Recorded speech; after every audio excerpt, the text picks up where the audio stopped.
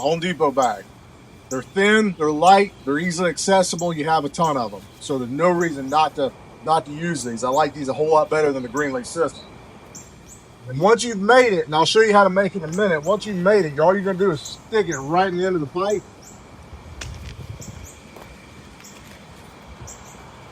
Y'all can stay right here. You're going to vacuum on the other end.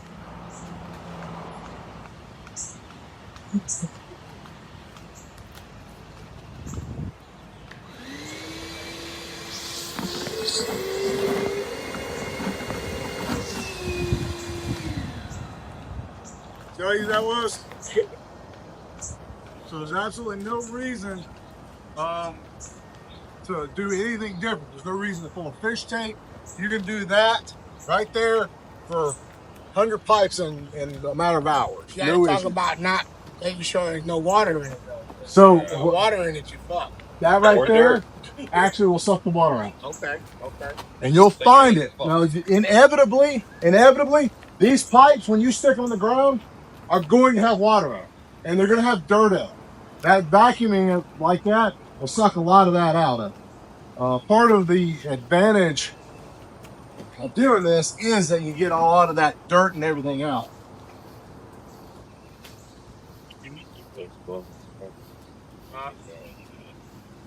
So while we're talking about this, and I'm pulling this string back out, what do we pull with this string? Mule tape. Mule tape. If you're going to do like a 2 number 12s, no problem. No issues. But even at that, 3 number 12s, even at that, I would still say you're better off with a mule tape, something designed to pull. Don't use Mason's line. You know that nylon line, that real strong, that pull line that people use, that Masons use. String's very accessible. You know what I'm talking about? You don't know why you don't use it? And cut the pipe. It will absolutely cut the pipe. And if you want to know another little trick, that Mason's line, you can take, if you got a pipe in the ground, you can't get to it, you can take that Mason's line and do it like this. It'll cut that pipe right now. This will not do that. All right. Would you recommend that on EMT? All right. So, are you talking about trying to cut it or trying? No, I'm trying to pull line. All right. So if you're going to do it on EMT, that's actually a pretty good question. I was actually meaning to get to one. If you're going to do it on EMT, compression fittings, or you got to take the couplings. Otherwise, you got air gaps and it generally won't do it. Another beauty of this, you don't have to keep making it. All you got to do, once you've gone to the next line, leave that tail.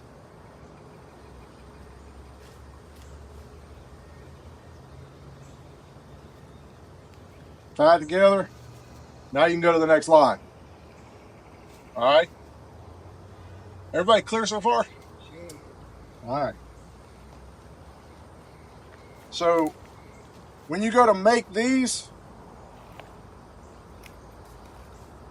all you have to do, you can use any part of this bag. I find it best if you hit that corner right there. It seems to puff up a little bit better. It seems to pull a little better. But you can go in the middle of the bag and it'll still work just fine. But I always like it. So all you got to do is take that corner. You don't have to do anything special with it. Twist it. That's it. I take this right here.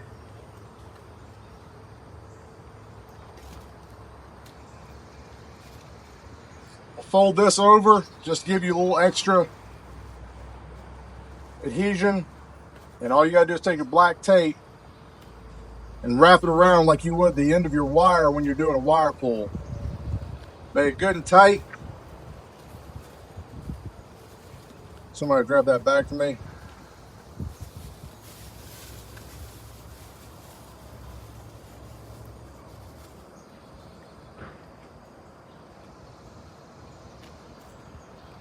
It goes very quickly.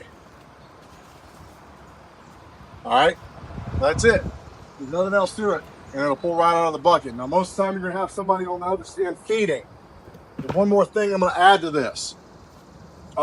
It's not always gonna go in without a problem. Sometimes it's gonna be long, sometimes you got a lot of bend, sometimes you're gonna have dirt. There's one thing you can do. If you got somebody on that end with the vacuum, try to seal it up as much as possible. As it's vacuuming, stick your hand over this side. Stick something in there to build the vacuum. And it'll actually increase the suction on that line. Sometimes it'll help that out, that line go in a little bit easier.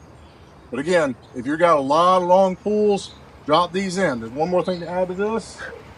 Don't get run over by a minivan that doesn't have this. So one more thing to add to this. When do you think you should suck these lines in? At what point? What stage of the job? What? It's completed. What? We're ready for what? Before. You do it preferably, if you can suck these in before it's covered up, that's the best. But before any kind of concrete is poured, that's acceptable.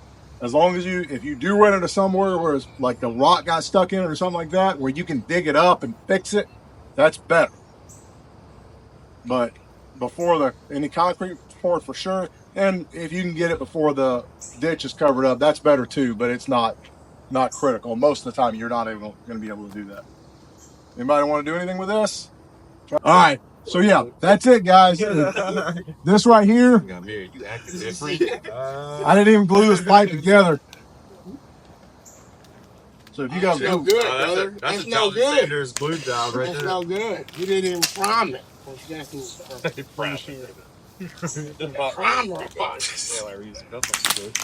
so yeah, just be aware that y'all can do that. A small vacuum. There's a large vacuum over there that I use, but it's not necessary to have the big vacuums. You can do it with a relatively small one. Bigger vacuum's better, but not absolutely necessary.